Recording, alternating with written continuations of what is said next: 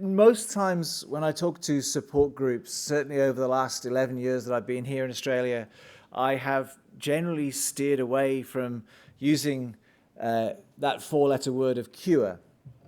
And the reason I've done that is because I'm a great believer of this sort of balance between hype and hope. And really, I think until very recently, I've not wanted to talk about trying to find a cure because I think we've really not been in a position to explore that possibility.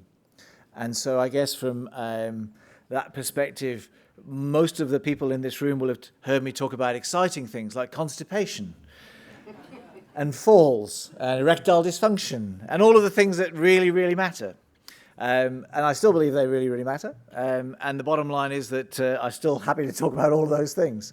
But what I wanted to do today was to really, I guess, lay the framework for what we are, I hope, transitioning towards, which is the balance of hope and hype actually sort of colliding in a way that means that we can actually be sensible about trying to find a cure. Because many of you will have been on the web and you will have found snake oil and you will have found rhubarb baths and electric shocks to your genitals as proposed causes that will improve your Parkinson's. And frankly, none of those are true.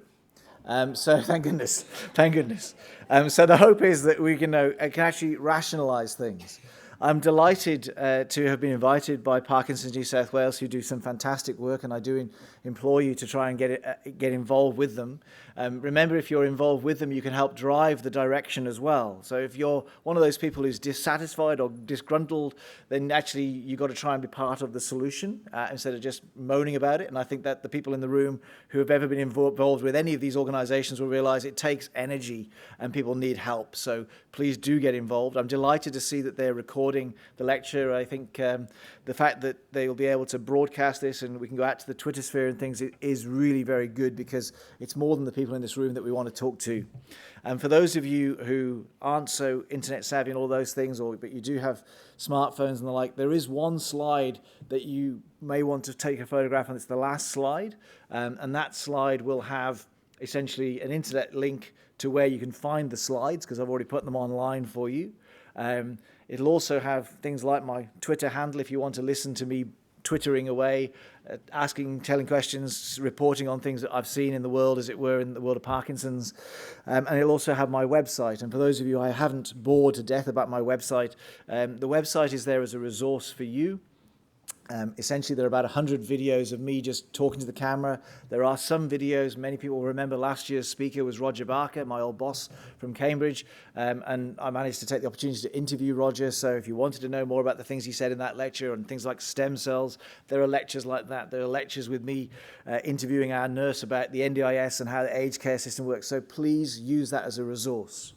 But what I want to do now is just, if you like, double back, ideally get us through this talk, not at breakneck speed, but crisply, because we have the resource, which is great, to allow questions, because there may be questions. I'm sensing there may be questions. All right. So I think the first thing we have to establish when we're talking about a cure is, what do we mean by a cure? Because Parkinson's does not happen overnight. The bottom line is you don't wake up one day with Parkinson's, unlike, say, a stroke, where, suddenly you've lost the right side of your body or whatever. There is a long prodromal period, often referred to as the non-motor period. So period where effectively you don't have the tremor, you don't have the slowness and the stiffness, but you do have other features that if we tuned into them would allow us to make a diagnosis at an earlier point. Now, we don't know how long that period is.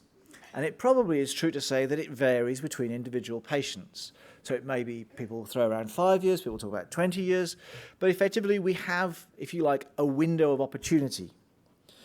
And then the next question is, what's happening in the brain during that 20 years? And the answer is cells are dying. So not all of the cells, not uniformly, but patterns of cells. And these are the patterns that, if you like, lead to the symptoms that we see, the physical symptoms and the non-physical symptoms. So we can talk about some of those, if you like, systems a bit later on. But effectively, by the time someone is diagnosed after this 5 to 20 years, cells will have died. And I have to be honest and say, the first question that arises is a cure where we could reincarnate cells? And the answer is probably not. The chances of reincarnating a dead cell, I think, are zero, frankly. And people need to know this in the context of stem cells as well. Roger's a great advocate of stem cells. I'm very happy to talk about stem cells. But you need to know what we mean about stem cells compared to what you mean about stem cells. When I talk about stem cells, I talk about it from what I've seen in the research world, and what people are doing there is they are trying to put cells into the brain that will survive and physiologically, that is, say, in a natural sort of biology kind of way, make the chemical dopamine, which is the main chemical that goes missing. What those cells will never do is make the 20,000 connections that the cells used to have that were there. They are never going to repair the damage. They may cover over the cracks, but they're there to replace your tablets. They're not going to stop cells from dying. And that's, if you like, our best effort for replacing cells. But the chance of us bringing cells back to life that have been dead for maybe 20 years, I think, is zero. But then that comes to the question of, does a cure need to offer reincarnation? And I would propose to you, probably not. Because if you've got Parkinson's disease and you're sitting in this room, you will know, from what I just said, that maybe before you got diagnosed, you may have had a window of opportunity where you could have been diagnosed before your walking changed, or your tremor started, your stoop, your shuffle, whatever. In addition to that, it may be that it's too hard. And we can talk about diagnosing the disease before it starts in a minute. But let's say, for example, you cast yourself back to that first consultation with the doctor and your hand was shaking. If that doctor could say, I can stop your disease progressing, stop those cells from dying, or slow the rate at which they're dying in a way that means that you will not X, Y, or Z, end up in a nursing home, end up with dementia, end up falling over, end up losing your independence, I would take that deal tomorrow. And I think probably most people in the room would too. I would consider that personally to be a cure. And we may not be able to stop the disease. If we could slow the disease such to the point where, let's say, you're slower when you're walking, but you don't need a walking frame. That is better than the walking frame. That's better than if you go into a wheelchair. And the truth of the matter is that the bad part of Parkinson's, this is when people end up in nursing homes, generally is quite short. It's generally the last 18 months of life. But what we'd really like to do is to stop people going to nursing homes, stop people falling over, stop people dementing, and if we could do that and just keep people healthier in their own homes, I would personally take that as close enough to a cure. And I think the other guy that would have taken that is this guy. So this is Muhammad Ali, shortly after the 1960 Olympics. I think it's fair to say he's a bit of an athlete. He just won a gold medal, and I think he fancied himself a bit.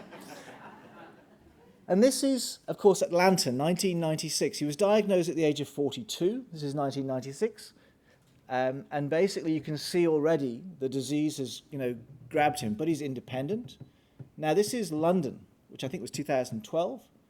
And you can see now this is him really unable to mobilize on his own. He has essentially a carer there who's essentially, and this is him shortly before his death, the last appearance that he was videoed, and died, I think, at the age of 74. So if we could have taken him, maybe even in 1996, I reckon he'd have done the deal. I reckon we all would have done the deal. And what we're looking at essentially is a disease that is not static. It is an evolving disease that spreads. And we don't know for sure how it spreads, but a couple of hypotheses are out there, and probably the most common that people will talk about is this spread of disease going up through the brain. And interestingly, when it's low down there near the spinal cord, effectively it's not touching the dopamine cells, which you need for the movement, but it is touching things like the cells that regulate your sleep, or your mood, or your bowels. So that's kind of interesting, because those are symptoms that might exist in the pre-motor phase. And then as the disease spreads, it'll affect those cells that make the dopamine, which is the thing that helps us to move. We'll see more later. And then it keeps spreading and gets into the thinking parts of the brain, the parts of the brain that allow us not to dement, allow us not to hallucinate.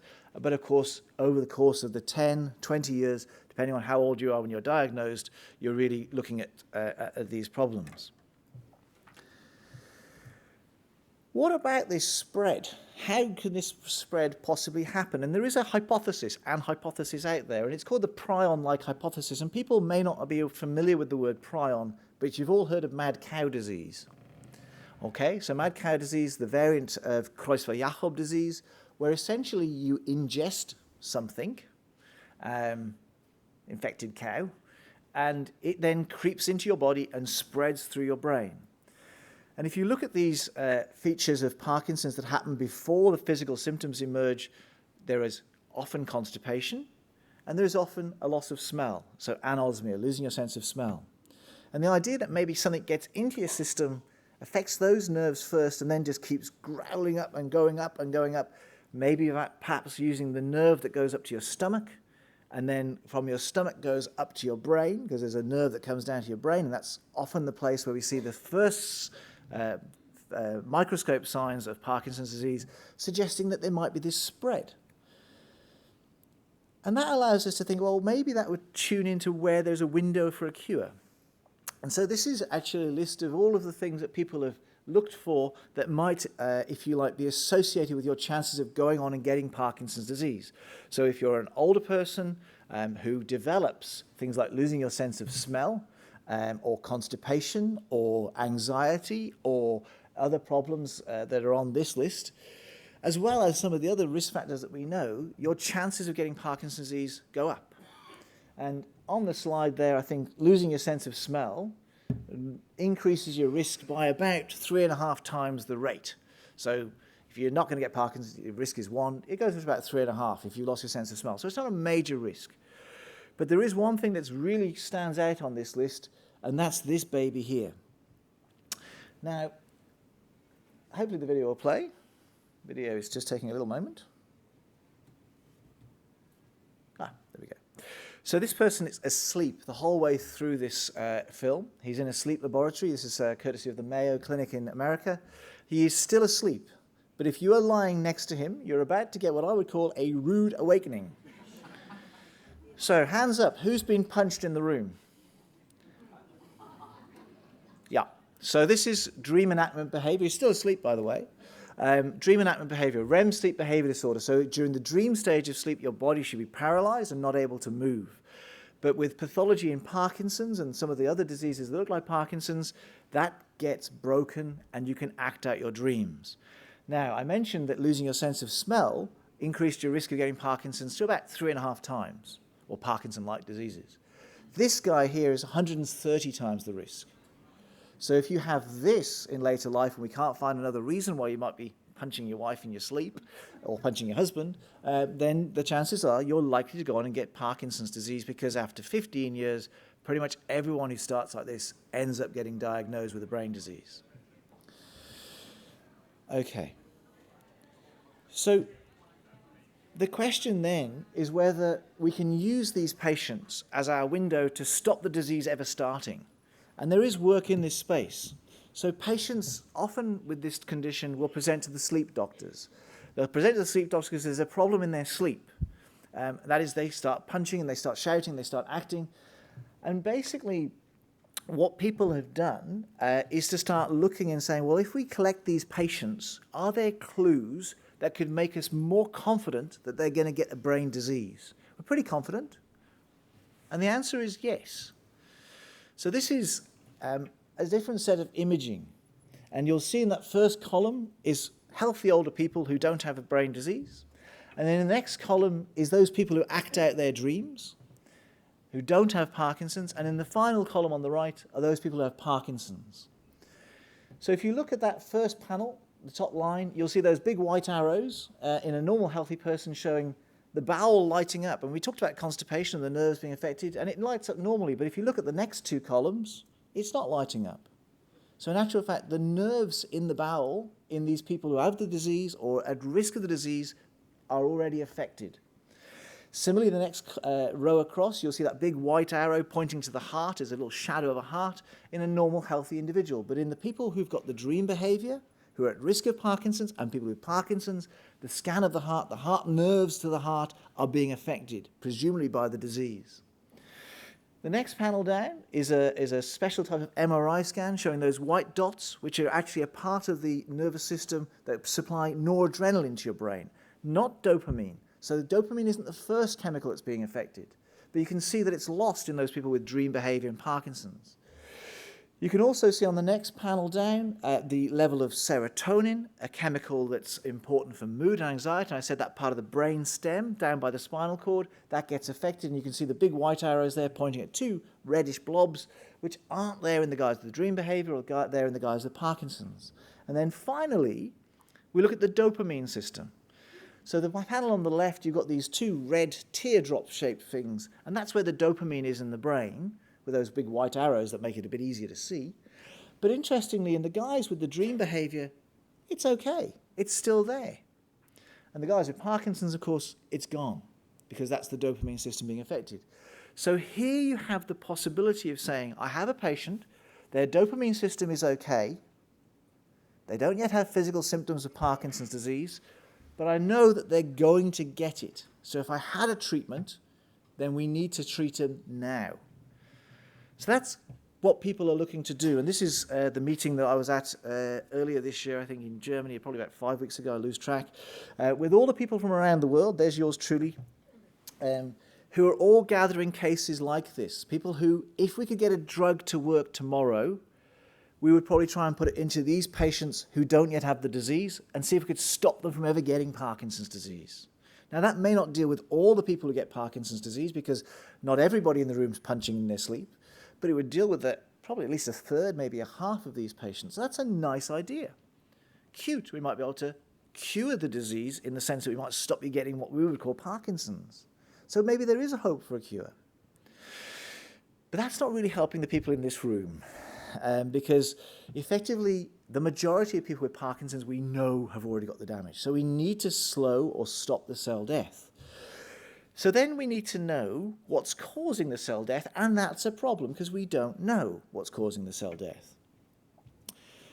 But we do have some clues, and I want to take us through the rest of the talk into what evidence is out there that might be giving us, if you like, pointers to what might be causing the cells to die, or protecting them from dying, and then say, okay, well, how would that lend itself to a new treatment that might slow or stop the progression of the disease, which we'll call euphemistically a cure, which we'd take in a heartbeat.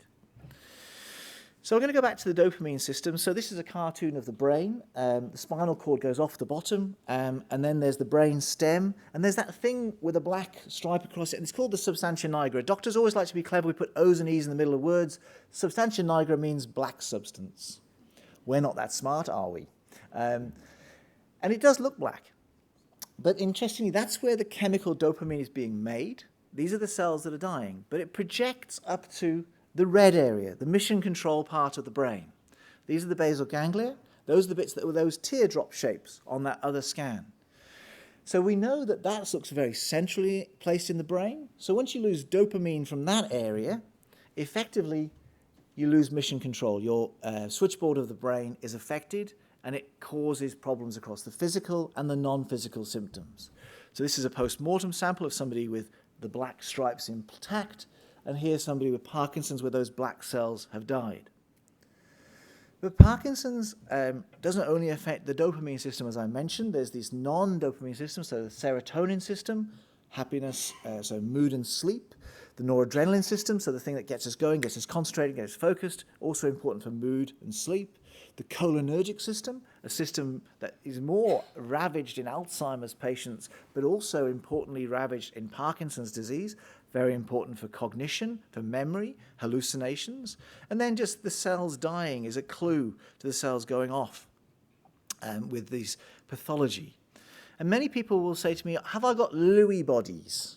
And of course, many of you will remember Unity Walk. We have Lewis and the Lewy bodies, courtesy of one of my students who came up with that name. It's one of the best products he's had so far.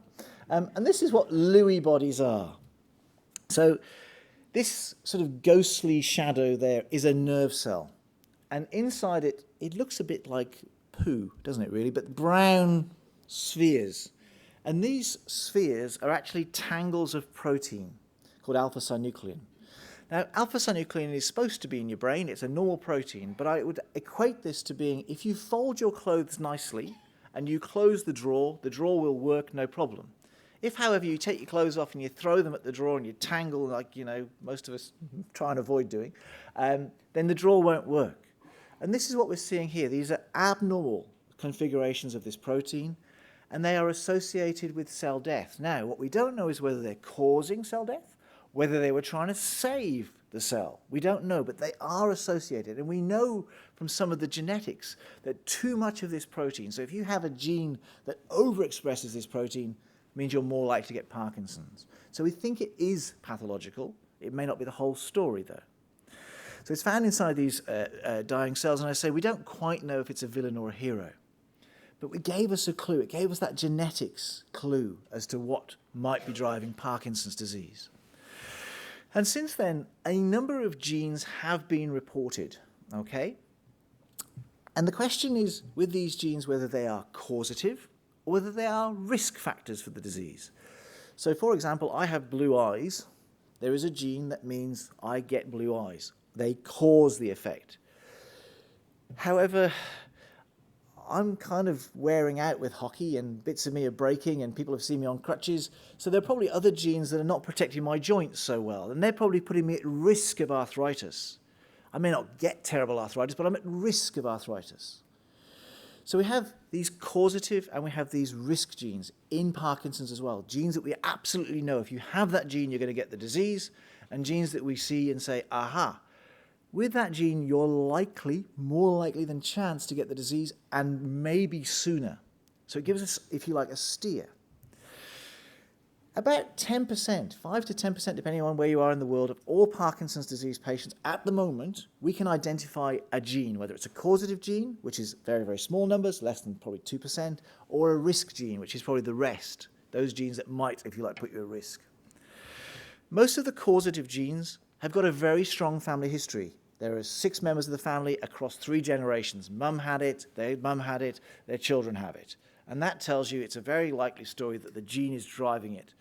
And they're often a young onset, so people under the age of 30, and I know many people in this room consider themselves a young onset Parkinson's patient, but remember that 5% are under 40, 10, 15%, 40 to 50. So in actual fact, there's quite a proportion of people who are definitely young. This is the terms of reference. If you're on a ward round, you always say young is younger than the consultant who's the oldest person on the ward round. So basically, I'm hitting that mark. So I think it would be a young onset. However, there's this influence of risk genes. So in the general population, if we went out on the streets of Sydney at the moment, we'd find 1,000 people, one of them would have Parkinson's. In fairness, it wouldn't happen today because you're all in here. But we can play a game. So if you don't mind exposing your diagnosis, if you put your hand up if you've got Parkinson's disease. Okay. Now, if you have anybody in your family, a cousin, anybody else, leave your hand up. And you can see the number is probably more than it should be than 1 in 1,000, huh? So the bottom line is that some of you might have this very strong, thank you for that, very strong genes that are causing it, but most of you probably kind of go, well, there was a cousin, we didn't talk to him, or, it was that sort of a deal. So these are genes that put you at risk, a bit like cancer genes, a bit like other genes that we have. So these risk genes are important. And a lot of people, especially when I started doing research, were really vexed about what genes could do, because they wanted to know, could I diagnose my Parkinson's by my gene? And I have to say, it is so little of what we need to do with the genes is to make the diagnosis, okay? The reason is this. If you go to a doctor to say you've got Parkinson's disease, and they say, I think you've got Parkinson's disease, and they test you for a gene, you don't have one, doesn't mean you don't have Parkinson's disease, okay? You've still got Parkinson's disease. However, genes do things. They make proteins. They encode proteins, a bit like those alpha-synuclein things that became tangled. They are the building blocks. They are enzymes that do things, like enzymes that digest your food. If you have too much of them, maybe the protein becomes tangled, like you saw with those spheres of brown alpha-synuclein in the dying neurons. But it may also be that your genetic mutation means that you only have, say, 1 copy of the gene. Maybe you don't have enough enzyme. Maybe that enzyme clears garbage from a cell, and maybe it's the buildup of the garbage because you don't have enough of the enzyme that's killing the cell. It may also be that the gene is supposed to regulate other genes, or regulate other enzymes. So in actual fact, it's not as simple as a one-to-one relationship. Nothing about this disease is simple. My goodness, it'd be nice if it was once. But effectively, we've got all of these other pathways, things that can cause cell death. And one of them I want to touch on is the commonest gene. So there is a thing, an enzyme called glucocerebrosidase, and we're going to call it GCase for now, okay? And glucocerebrosidase essentially clears crap from cells, okay? Tangled proteins. So we all in our cells have mechanisms for taking proteins, digesting them, getting rid of them. Thank you very much. And this enzyme is very important for doing that. And importantly, for 100 years, we have known that if you got a faulty gene from mum and a faulty gene from dad, that is to say, you're duff, you don't have any of this enzyme, you get a disease called Gaucher's disease or Gaucher's disease, depending on how posh you are or how posh you are. And this is a rare storage disease where proteins build up in cells and cause death. And these children often die very young.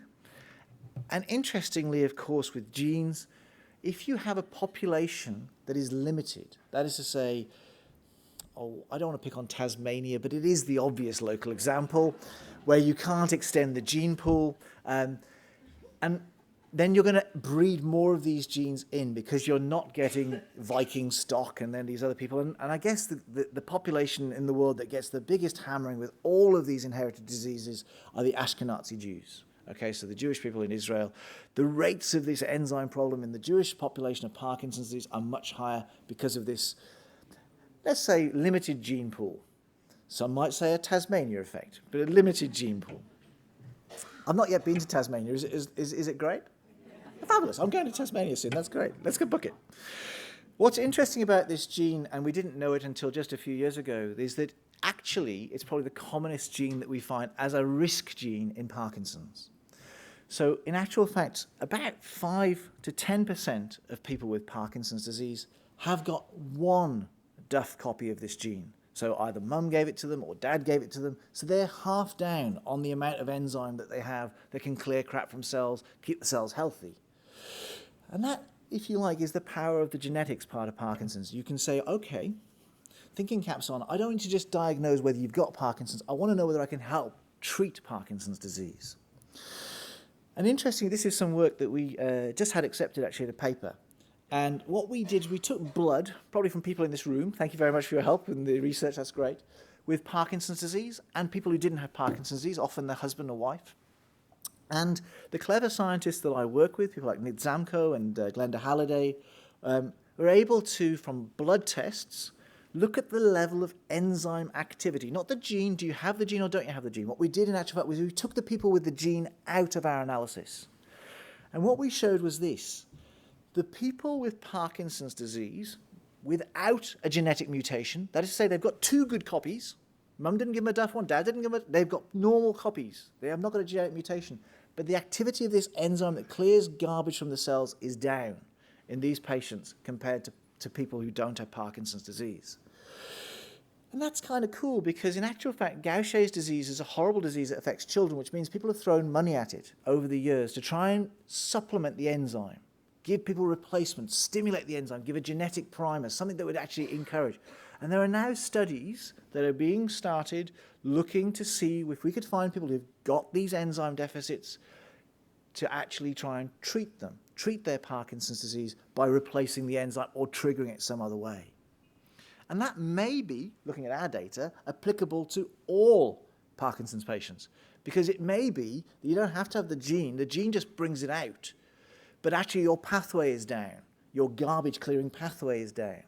So in actual fact, it might apply to all the patients with Parkinson's, which in some ways is cute, because if this is a blood test, and let's say we had a treatment that worked to slow Parkinson's because it made this garbage better, that blood test might improve.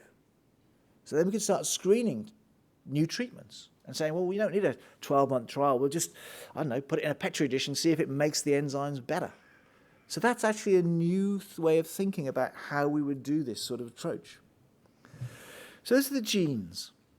The other thing that doctors always do when they don't know what's going on is they blame the environment. Let's get a few things straight, okay? Number one, at the bottom, please do not stop any of your medications from what I'm about to say on this slide. Your doctors have prescribed your medications with good reason. Do not change your medications. Wherever you are in the world, the rate of Parkinson's is about the same. So already, those people that come up to me and say, I think the Mediterranean diet can protect me. Well, go to the Mediterranean. You'll find a lot of people who have got Parkinson's disease. In fact, the same proportion of people who have got Parkinson's here in Australia. Mediterranean diet doesn't say it's bad, but it doesn't necessarily protect you. Okay? Same with saffron. The Indians always, oh, saffron, they're very, very good. And you go, well, that's fantastic, and it tastes brilliant, but it's not necessarily going to protect you. It may help, but it won't necessarily protect you. Interestingly, we know there are things that increase your risk of Parkinson's, and people, of course, I go to Dubbo and do outreach clinics in Dubbo. Everyone there is worried they got their Parkinson's because of pesticides, and it was on that list of things that can increase your risk of getting Parkinson's, but it might double the risk. It might just double it. Oh, it's not me. I'm so glad. That's great. Sorry, I thought the hospital was going to say something. That's great. It's okay. So effectively, people with pesticide exposure do have an increased risk, but it maybe doubles the risk. So that's now from 1 in 1,000 to 2 in 1,000. So I don't think it's that strong. But interestingly, if you have one of those risk genes and you've been exposed to pesticides, that risk isn't double, it sort of multiplies. So it might be 5 times as much. So in actual fact, you have to look at these things and say, well, maybe they give us a clue. One of the other pieces of data that only came out in the last 12 months or so is that actually there seem to be some medications out there that increase your risk of developing Parkinson's disease. And this is the drug not to stop. So if you're on a beta blocker, it appears from the Scandinavian registries as though the risk of Parkinson's in those people is a little bit higher. Okay? What's cute about that story is there are also some things that reduce the risk. So caffeine reduces the risk of getting Parkinson's disease. And because I'm getting fatter, I've had to stop having a can of Coke. Many people remember me lecturing with a can of Coke and drinking it just to try and protect myself from getting Parkinson's disease. Because as you know, with doctors, we all die in our specialty. The heart doctors die of heart disease, the bowel doctors, cancer. I'm going to retrain as a sex therapist. I've told you many of this before. Smoking also reduces your risk of getting Parkinson's. Please do not go out and start smoking. It's a bad thing. But it's just interesting clues. But one of the other interesting clues is that smokers need inhalers. But interestingly, the Scandinavian registry also found that those blue inhalers that you take for asthma seem to be associated with a reduced risk of getting Parkinson's disease. The cute part about that is they have exactly the exact opposite action on the same receptor as the beta blockers. So the blood pressure tablets and the inhalers act at the same point in different ways, in the opposite direction. One of them increases your risk, one of them reduces your risk of getting Parkinson's. This is interesting because it starts to give us clues. And what the clever scientists who did this research looked at was to say, okay, well, what is it that these treatments might do? And they actually looked at what it did to the expression of that alpha-synuclein gene, that synuclein that's tangled in the cells that are dying. And interestingly, the blood pressure tablets downregulated the amount of the blood pressure tablets upregulated the amount of this tangled protein, and the inhalers reduced it. So you're getting some actual biological clues as to what we might think about targeting as a treatment. Maybe it acts by modulating the genetic expression of this protein. So that's kind of cute. So we've had a look at the genes, we've had a look at the environment. What about infections? Doctors always say, well, it could be an infection. And I have an hypothesis that I want to run by you, okay? Now, many of you will recognize Muhammad Ali. We saw him earlier, and he had Parkinson's disease. The guy on the right, does everyone know who that is? That's Michael Parkinson. I wonder... Hear me out. Michael Parkinson interviewed Muhammad Ali 3 times. He interviewed Billy Connolly 3 or 4 times. Michael Redgrave, Sir Michael Redgrave, another Parkinson sufferer. Bob Hoskins, another Parkinson. Terry Thomas. And Robin Williams, who had Lewy body dementia. Now, I'm not blaming Michael Parkinson. And it may just be that he interviews older people, and therefore it's disproportionate. He interviewed probably about, maybe he interviewed 6,000 people in his time, or maybe he interviewed about 3,000 people who are all older, and actually the selection bias is there. But going back to that prion-like hypothesis, we talked about this before, the idea that maybe you ingest something, maybe something gets into your system. And some of the support for this came really from some research that was done a decade ago now, where we tried to use stem cells to treat Parkinson's. The idea was to take cells out of aborted fetuses that were going to become dopamine cells and put them into people with Parkinson's disease so they would make dopamine in those patients. Many people will remember there were 2 trials. They were both stopped prematurely because all of the patients ended up with runaway dyskinesias. They couldn't control their body movement, and they had to have surgery to stop it and calm it down. Okay? So the trials were stopped because it was dangerous. Okay? But interestingly, they followed the patients. And you'll remember the figure on the left, which is the synuclein. The figure on the right comes from the post-mortem of some of those patients who've now died. And interestingly, in those cells that came from the fetus that never had Parkinson's disease, you find these tangles of alpha-synuclein. Now, they're not there in high numbers. It's not in a region of the brain that would normally get Parkinson's disease. But it does raise the question, could this be that you have infected, transfected those cells that you put into the host being the Parkinson's disease patient. I've got Parkinson's, maybe I have something that's prion-like that will spread from cell to cell to cell, and it gets in and infects the cells that never had Parkinson's before. And there is a lot of energy going into this. And I do put the caveats that we don't normally see Lewy bodies in this part of the brain. It's very few cells. There are a lot of other things that can be, accounting for these appearances. But it's become important because people then think, well, maybe if it's an infection, we could vaccinate people against it, like whooping cough. We could give active immunization, what we call a vaccination program, where effectively what we do is we give you a little bit of, alpha-synuclein, get your body sensitized to it, and then you could fight against it later in life. This would be easier to upscale. We could have herd immunity. We could all have our Parkinson vaccination with our whooping cough vaccination. But of course, at the moment, we don't really know if it will work. But there are people looking at it. So in actual fact, what you can do in things like mice is give them genetic abnormalities that will produce too much of those proteins and give tangles in the brain. And then what you can do is give those mice some of that human protein to vaccinate them. And in actual fact, the mice produce antibodies against that human abnormal protein, which reduces the accumulation of that protein in the mouse brain. I remind you, mice, rats, no other animal on the planet gets Parkinson's disease. No mice are in my waiting room waiting to see me. They might be waiting for food, they might be eating through the cables, but they're not waiting to see me.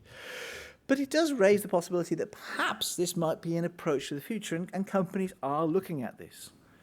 But a more likely route is the idea of targeted immunotherapy, so passive immunization. So instead of trying to vaccinate someone and letting you develop your own antibodies, we make the antibodies that we think you need.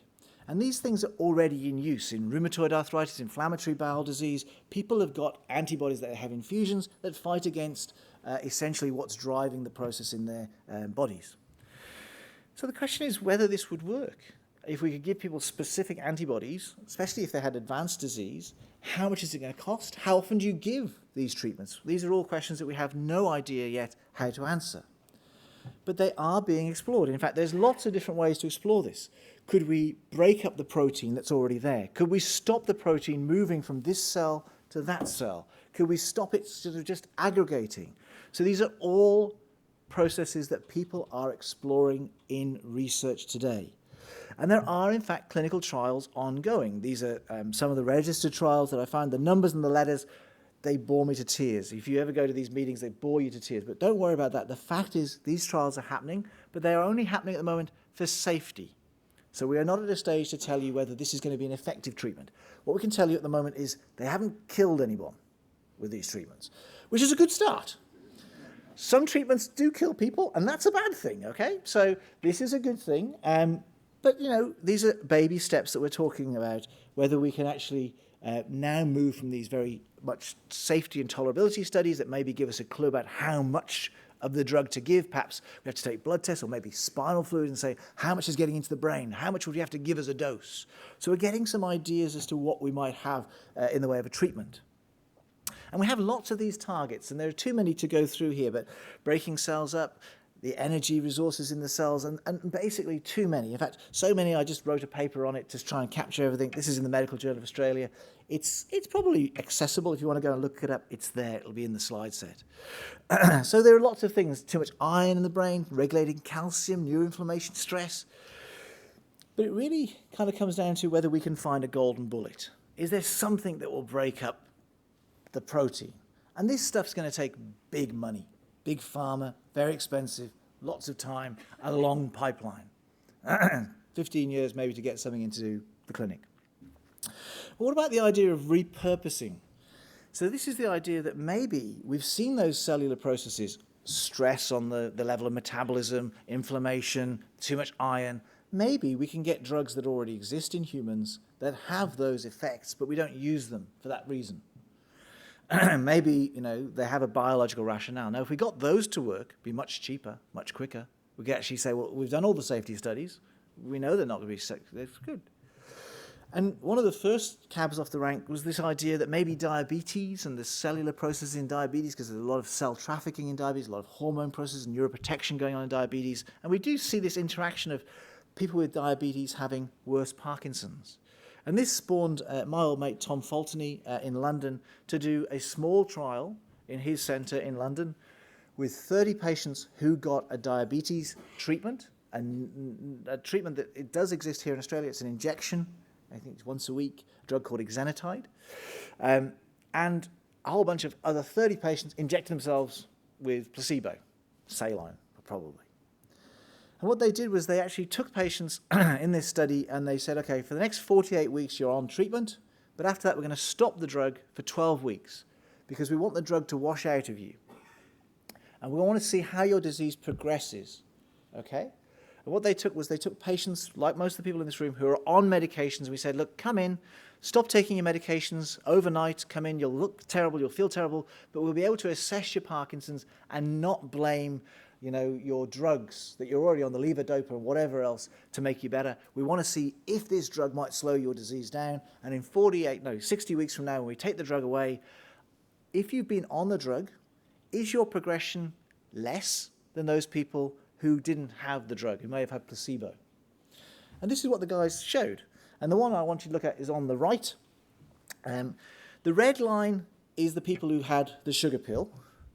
And the blue line is the people who had the sugar treatment, so the diabetes drug. And what you see is that the red line continues to get worse. The blue line seems to get a bit better, then plateaus. And when they stopped injecting, it got worse again, but it wasn't as bad as the people who never had the drug. So this is one of the first studies that we've seen that might suggest we could slow the course of the disease down. Now, it's a very small study. It's a very one center, but it's encouraging. But many people in the room will say, well, why can't I have exenatide now, doctor? And the answer is because I asked this guy. So this is Tom. Tom and I were together in Cambridge. We generally meet up once a year at the Movement Disorders Conference. This is actually 2 years ago, Vancouver. And I said to him, Tom, what are you doing with your patients? He said, I'm not giving them exenatide. He said, we need a bigger trial. We can see these kind of results in small trials. He said, we've got to do a big trial. So that's what they're going to do. And that will start next year. Multi-center around the world. Mainly in the UK, some sites in America, a couple in Europe. So we've got this, if you like, a path to a cure. Hope, hype, hope, hype. And we've got the idea that there's maybe some stuff from genetics, cellular pathways. And we've got people now talking to each other. The Link Clinical Trials Initiative, where people from all over the world, including here in Australia, are getting in the same room as people from London, people from America. And I know that you've always wanted us to do this. And the time is coming. It is here. But what about Australia's role? Well, I propose that we're in a really strong position. Are you bored? You're okay? I'm not running over time. I'm happy to. I'm here for dinner, so that's fine. If everyone has buses to catch, please go and get some buses. I think Australia's in a really good position because, number one, I'd suggest we have a large population of patients, and I would suggest we're very willing, and I would say to you that, unfortunately, we've never been able to get you involved in trials like this before. So we've always been in the control arm where we get bugger all treatment, which is not a good place for us to be. I'd like to suggest we have a great clinical workforce. So there are, in fact, people like me, and thankfully people who are much better than me, seeing Parkinson's patients out there, and they want to do trials. We all want the same thing that you want, I promise. On top of that, Australia has got some of the smartest scientists that I know, and they're the smartest scientists on a world stage. So people I mentioned like Nick Zamko, Glenda Halliday, people like Anthony Cooper at the Garvan, all really important. And the idea is to have a bit like that trial that Tom did, but more of it. So the idea, in actual fact, is not to do one drug, but to have more than one drug in one protocol where everyone can get randomized, and ideally maybe have the chance of being on placebo one time, but the other 4 means that you'd have a 1 in 5 chance of being on the placebo and a 4 in 5 chance on being on the active drug. Now, there may be 4 different active drugs. They may be all repurposed. They may be very different things. But effectively, Australians love to gamble, and 80-20 is good odds. Pretty good odds. And what we're going to do not only is to run a clinical trial, because I think running a clinical trial is great, but what if it doesn't work? We'll learn that 4 drugs don't help, and that's not good enough. What we really want to do is to tap into the clinical scientists, the basic scientists, and say, can you show us, we had this drug, we thought it would do X, maybe it was going to change inflammation. Can you measure the inflammatory markers from this patient's blood sample before and after they had the drug? And tell us if it actually did that. Because if it did, and the drug didn't work, maybe we wouldn't pick another drug like that. If it didn't, then we'd say, well, the drug was duff from the start. Similarly, as I showed you with that blood test that shows the difference between the enzyme activity in Parkinson's patients and patients who don't have Parkinson's, we actually now have some markers which we believe might show how active a disease is, because these enzymes are also affected in the brain. So it might be that being exposed to a drug might change the level of activation of that enzyme and allow you to know whether the drug's going to work in the future. And on top of that is the idea of your genetics. People who have breast cancer in this country don't all get the same drugs. They'll get a gene screen and they'll say, your type of breast cancer will respond better to this kind of treatment. And what our study will hope to do is to actually do that sort of genotyping and say, okay, maybe 20% of people got better with that drug and 80% didn't. But what was it about those 20%? Because bloody hell, maybe we should do the trials in them next time. So we want to do smarter trials. So we have an initiative, and it's across multiple centres, New South Wales, Victoria, we hope Queensland, and across all of the other states in time. And the plan will be to get people in and, as I say, randomise them across 4 different treatments and a placebo, see them at baseline, see them after they've had a drug for a while, and see them after they've stopped the drug, and see, just like that study I showed you with exenatide, whether we can actually make a difference. This will not answer the question. We will have to go on and do those bigger trials, just like Tom is doing with exenatide right now. But we have a strategy. So effectively, we will pick drugs that have got different mechanisms of action so we can try and find things. We're not going to do anything clever. We're not going to do brain scans. They're too expensive. We're not going to do spinal fluid. It hurts too much and it takes too much time to organize. We are, however, going to do clever blood tests, and we've got a panel of things that we'll be able to look at, including those enzymes, including the genetics, so we can have a look and see, did we engage targets, things that we think might relate to the disease, the production of those alpha-synuclein, those enzymes that clear junk. The genotyping, do we know what sort of gene type you are? This is precision medicine. Do you have the same treatment as your neighbor who has the same disease but for a different reason? And we're there, we're getting there. We've already organized who's going to help run our drug trial from a company point of view. We know what sort of drugs we want to write into a protocol. We know where we're going to get our drugs from. We know which sites are going to be involved. We know that we want to be live to go in the first half of next year. Okay? So, our problem is that we've got a Parkinson's disease that is growing like an epidemic because we're getting an older population. However, I think we have solutions, things that we can try. We have willing patients, we have good clinicians, we have great scientists. We might be able to screen a number of these agents and maybe take them into international trials. We might be able to think about smarter trials, precision medicine approaches. So we have some steps. I'm hoping we'll have the patients, the scientists, the clinicians on board, the international partners are already there, and finally my question to you is, do we have your support?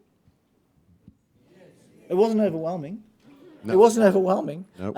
With that, what I'm going to do is I'm going to put up my resources slide. So if you want to take photographs, this has got the website, it's got my email address, it's got my Twitter handle, it's got where you can find the slides.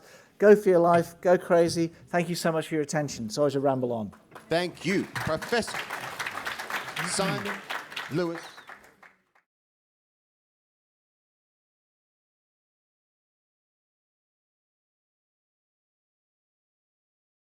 No, not at the moment. I would not do genetic you. testing in my children because I don't have anything to offer them. What I would say to them is what I would say to them if I didn't have Parkinson's in the family, which is you need to exercise regularly, you need to eat the right things, you need to keep your brain active and be nice to your parents.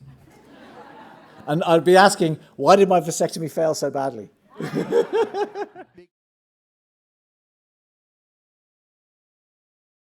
So the bottom line is that we will be advertising in a way that people can get to know us. The bottom line is that we have to be very careful about who gets into the trials. It may be that, let's say, for example, we wanted to trial a diabetes drug. We might actually exclude the people with diabetes because they're already on a diabetes drug. So we have to be very careful about who we select, okay? But the bottom line is that everyone should reap the benefits. And remember that trials are exactly that. We have no idea if they're going to work. We may end up giving people more side effects than benefits. So we need to be careful.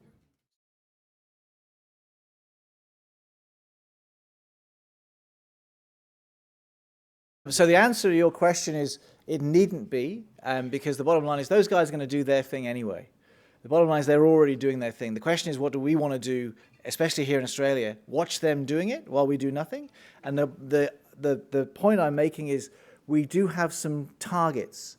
People could, look at these drugs and say, I think it will do X, Y, and Z to this part of the system, therefore we should trial it in Parkinson's. So it may be that the answer comes from Big Pharma. But geez, it'd be really funny and really kind of cool if we got our own answers before they got there. Well, that's reassuring. And the truth of the matter is that, let's say 2 of these drugs work, not necessarily from our trial. The next thing we do is what? Put them together. See if we've got more effect. So in actual fact, it doesn't have to be a one-shot deal, this.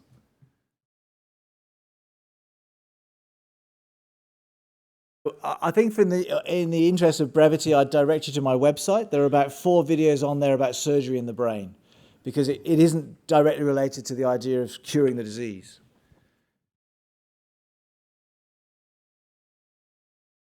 What you can say is that the American studies, which have got better data than the Australian studies, is that the wheat belt regions of America seem to have more Parkinson's, and of course they have higher exposure to pesticides. And when you bore down on the postcode data, you realize the people who are closer to the spraying and the crop fields seem to have higher rates than the people who are further away.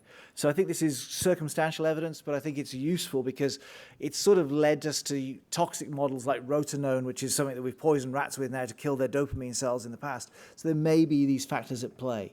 I don't think they can answer all of it, though. And there's likely to be not one answer. There's likely to be lots of different answers, which is why this is hard.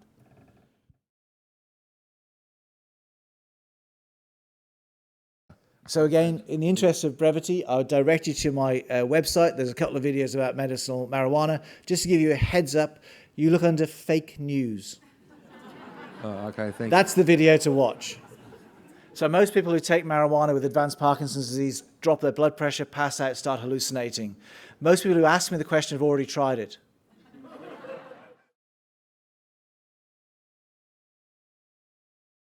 The trial will be geared up so that everybody takes a tablet twice a day. It may be that one of those tablets is a sugar pill. It may be that 2 of those tablets are a sugar pill.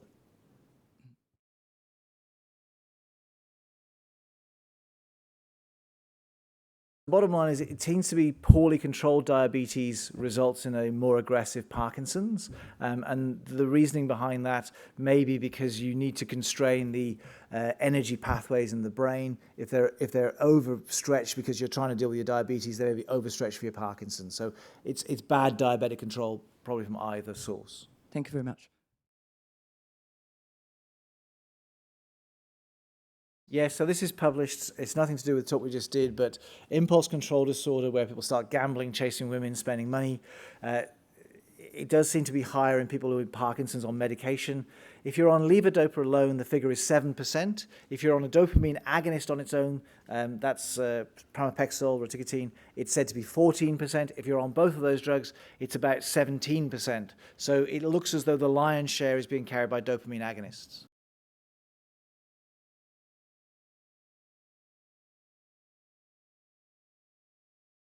So mucuna pruriens, the velvet bean, I would again direct you to the website. Because they're so common, these questions, I recorded the answers. So it's got a natural source of levodopa. However, it's very variable between each bean. You're better off A, because the content of your tablets is much more precise, taking the tablets, and B, because it's a lot less expensive than taking Mucuna pruriens. It's, you know, much cheaper to just get your prescriptions. What I mean by that is that people with Parkinson's disease seem to have different trajectories.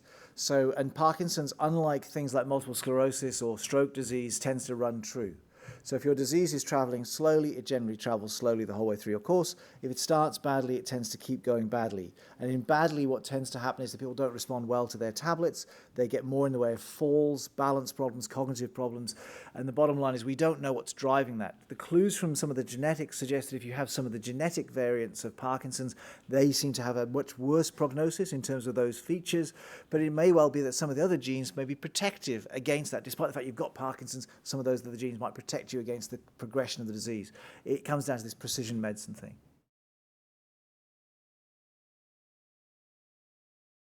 So I guess the answer to that question is that the worldwide prevalence of Parkinson's is the same. So essentially those places that aren't fighting mosquitoes in that way would seem to have the same rates of Parkinson's. So I don't think it should be such a big factor. And mosquito bites and malaria probably kill more people than Parkinson's in this world, so you're probably safer having the coils.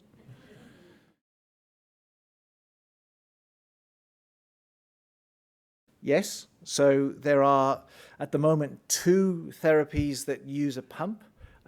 One is an injection that goes under the skin called apomorphine. It's a very potent dopamine agonist. It's actually, you know, very effective. The other is a gel preparation of levodopa, which goes into your stomach, past your stomach in a tube, and delivers the drug there. Both of those approaches are trying to get past the fact that in advanced disease, your stomach doesn't work so well. Your tablets sit there, they get eaten by the acid, and they don't work. There is a third technique which is currently being trialed where people are trying to infuse through the skin levodopa preparations. Those studies are ongoing and yet to report. If you forget any of this, look under Duodopa, apomorphine, device-assisted technology, advanced therapies on my website. Very common questions. And deep brain stimulation, exactly the same.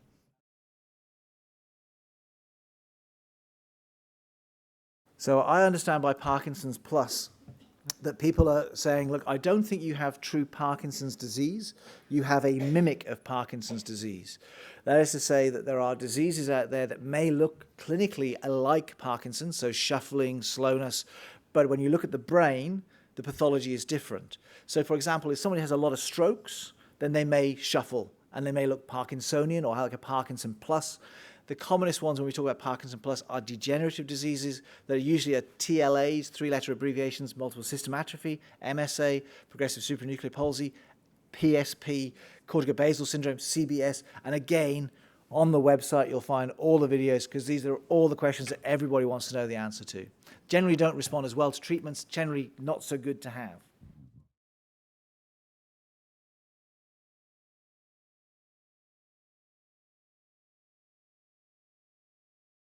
This is in some ways an impossible question to answer because you know, as a clinician, what you are doing is what we call deductive reasoning, which is guessing as well as we can. Where we say, well, when did it start? How did it start? What's progressive? What signs do we see? Did it respond to treatment? What do the investigations show? So it's a very open question. But in actual fact, you know, I mentioned there some of the Parkinson Plus syndromes. If you look at the list of things that can look a bit like Parkinson's, the bottom line is that, you know, they'd fill textbooks. They'd fill textbooks. And there we will conclude our Q&A. Please thank, once again, Simon Lewis.